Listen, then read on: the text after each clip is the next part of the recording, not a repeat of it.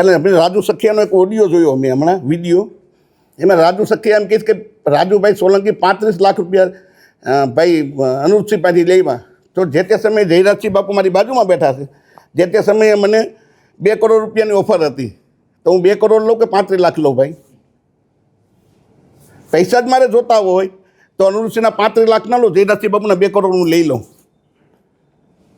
આક્ષેપ કરવામાં આવ્યો છે કે મોટી રકમથી સમાજ 1 રૂપિયો લીધો નથી અને મારે પૈસાની જરૂરી નથી. ભાઈ સમાજ વિરોધમાં ગયો છે, શું કહે? નહીં, સમાજ વિરોધમાં નથી. જે સમાજના આગેવાનો છે, જે 2-4 કહેવાતા જુનાગઢ જિલ્લાના, 2-4 કહેવાતા રાજકોટ જિલ્લાના, જેને ભાઈક બટાઈવાળા છે, હમણાં હું એને 1 લાખ રૂપિયા ગીતામાં નાખી દો એટલે અમારા રાજુ સોલંકી ભગવાન હમણાં મારા વખાણ કરવા માંડે. ભાઈ મને તમને ખબર છે કે ઘોઘાવદરમાં ભેગા થયા તો 15 જણાથી 16 જણા માણસ નહોતા. અને આજે તમે પાછળ જોઈ લો, સમાજના જ આગેવાનો છે જે બેઠા, એ પવિત્ર છે, નિષ્ઠાવાન છે, એ આગેવાનો અમારી સાથે છે.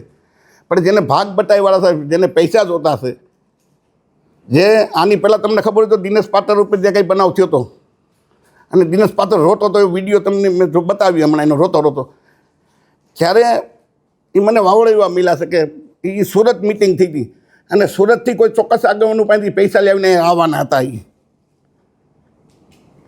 એટલે આવા એના ધંધા છે. સમાજને હાથ જોડીને વિનંતી છે કે આવા આગેવાનોને વાતોમાં ના આવતા. અને મારે પૂછવું જોઈએ સમાજને, પણ જ્યારે મને સમાજે મદદ કરી હોય તો મારે 100% પૂછવું જોઈએ. કોઈ સમાજના માણસ 1 કિલો તેલ મારે ઘેરે કે 1 કિલો બાજરો આપી ગયા હોય તો મને કે અમે 1 કિલો બાજરો કે 10 રૂપિયા રાજુભાઈને ઘેરે કે એના પરિવારને મદદ કરી છે, તો મારે 100% પૂછવું જોઈએ.